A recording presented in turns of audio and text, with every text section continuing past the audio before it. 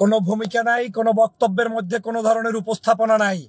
কথা একদম ক্লিয়ার। আর ডক্টর আসিফ নজরুল সাহেব, কান খুলে শুনে রাখেন, আগামী 1 ঘন্টার মধ্যে আওয়ামী লীগকে বাংলাদেশ থেকে নিষিদ্ধ করবেন, না হয় আপনাকে পদত্যাগের লকমা লাগাতে হবে, পদত্যাগ করতে হবে।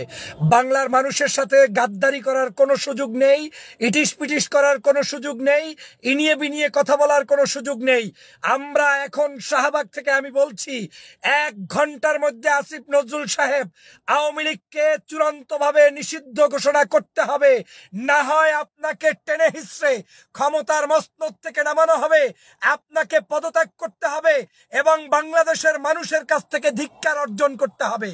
আমি একদম সর্বশেষ ঘোষণা দিতে চাই, আমাদের এই জুলাইয়ের এইখানে যারা উপস্থিত আছেন, আজকে যারা আন্দোলন সংগ্রামে সম্পৃক্ত আছেন, হাসনাত আব্দুল্লাহর আহ্বানে যারা ইতিমধ্যেই শাহবাগে বিভিন্ন দল মত পেশার মানুষরা উপস্থিত আছেন, তারা কেউ ফেসিবাদী শেখ হাসিনার রাজনীতি চায় না, আওয়ামী লীগকে চায় না।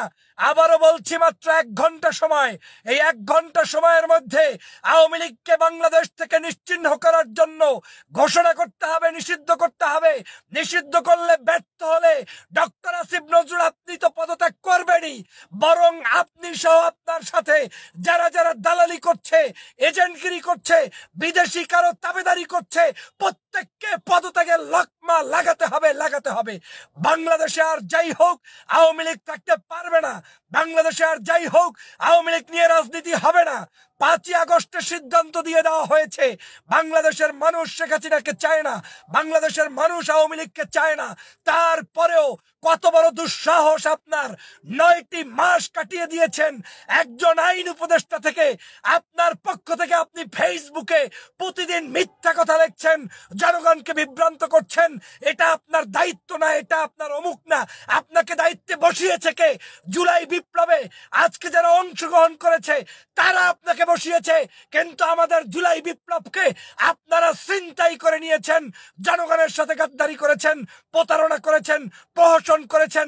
আমি একদম কোনো ভূমিকা ছাড়া বলে দিচ্ছি, 1 ঘন্টার মধ্যে আওয়ামী লীগকে বাংলাদেশ থেকে নিষিদ্ধ ঘোষণা করতে হবে। না হয় আসিফ নজরুল সাহেব আপনি সাবধান হয়ে যান, পদত্যাগের জন্য প্রস্তুত নেন। আপনার জন্য আন্দোলন বাংলাদেশ থেকে সর্বপ্রথম আমি করব। আমি বহুবার আপনাকে কনসিডার করেছি বাংলাদেশের ঐক্যকে সংযত রাখার জন্য, সুসংহত করার জন্য, মানুষকে শান্তির জন্য। আমরা আপনার জন্য অনেক কথা বলেছি, কিন্তু দেখছি দিন দিন আপনি বেইমানির সাথে নাম লেখাচ্ছেন, বাংলার জনগণের আবেগ নিয়ে ছিনিমিনি